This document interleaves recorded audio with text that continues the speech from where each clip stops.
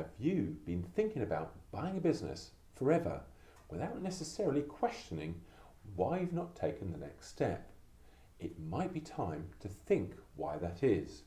For me, it began with discovering how I could use the business I was buying to fund its own acquisition, using its assets to fund the deposit and its cash flow to fund the balance.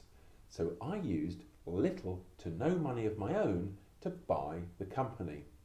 Next, I looked for businesses to buy, those already for sale, and off-market companies too.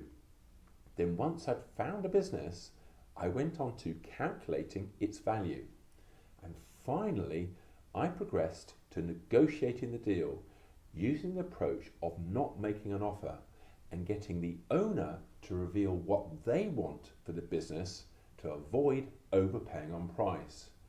Is it your time to buy a business and change your future for the better? Click the link to watch my free training on the 5 steps to buy a business.